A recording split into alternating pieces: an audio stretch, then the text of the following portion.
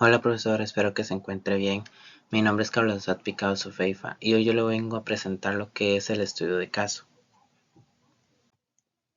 Para este estudio de caso lo primero que se tiene que saber es que habían varios puntos. Entre esos puntos era calcular la humedad gravimétrica y volumétrica de un suelo en capacidad de campo y en punto de marchitez permanente.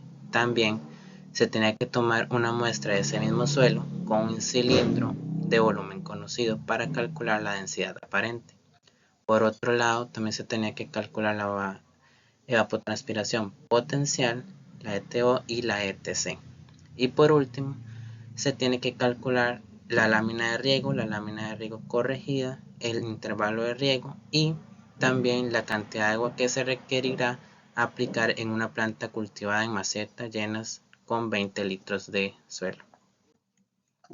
Para este caso, en la recolección se tuvieron que utilizar lo que es un martillo y herramientas como una pala o rastrillo y un pedazo de madera para que el suelo no se amontonara mucho. Y en esta imagen se puede observar lo que es cómo se recolectó la muestra. Para el caso de este punto, tenemos que saber que tenemos que utilizar un tubo de PVC. En este tenemos que conocer el volumen de él.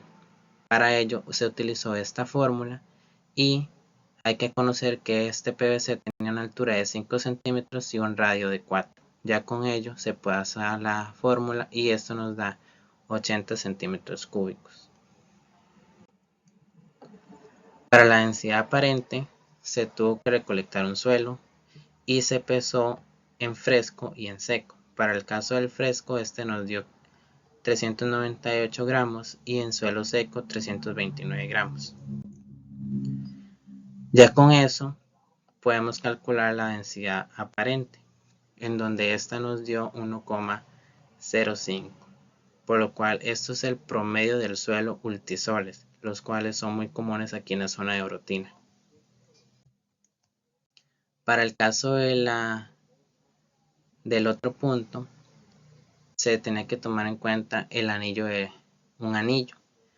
Para ese se utilizó un anillo de una altura de 1 centímetro y de radio de 4 centímetros.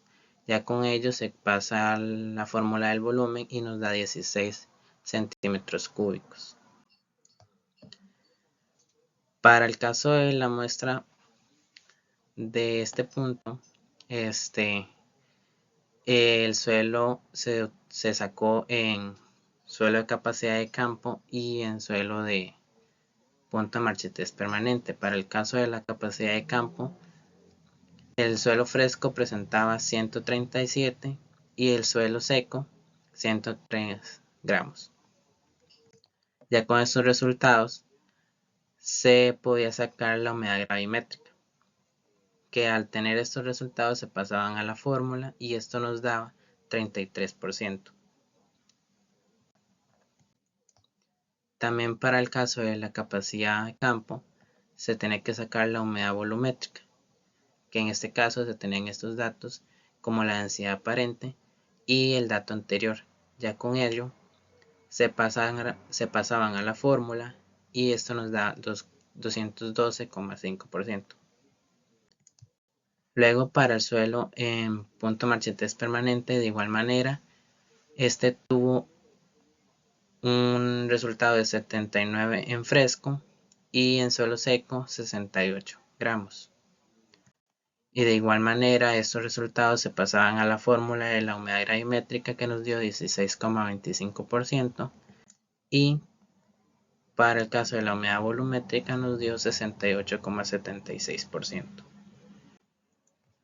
Y aquí podemos ver los resultados ya más ordenados, que en la capacidad de campo nos dio 137 en peso fresco, en peso seco 103, y en la humedad gravimétrica 33% y en la humedad volumétrica 212%.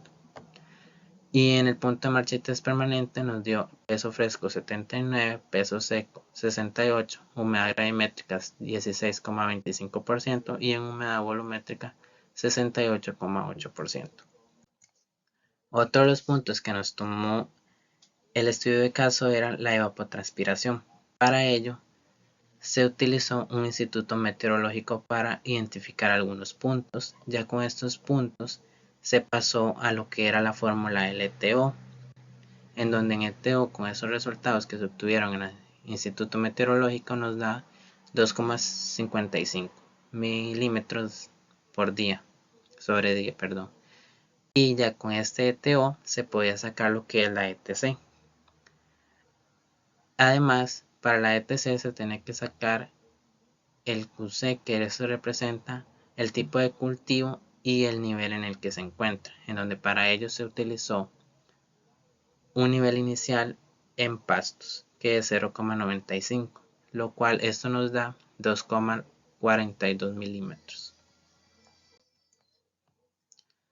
Por otro lado, se calculó lo que era la lámina de riego, en donde para ello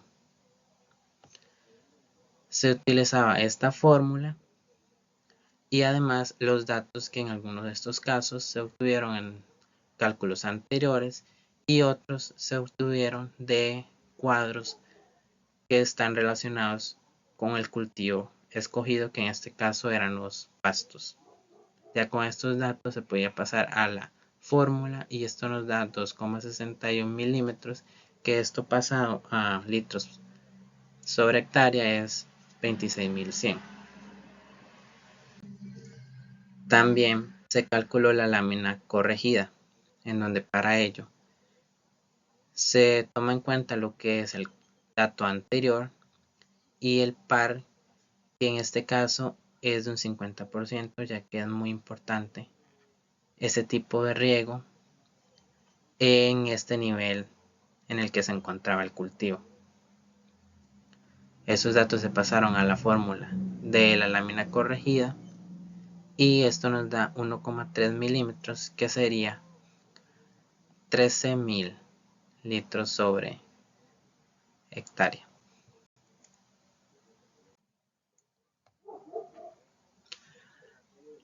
Por otro lado, también se calculó el intervalo de riego, que de igual manera se utilizaba el dato de la lámina de riego y la ETC y la ETC.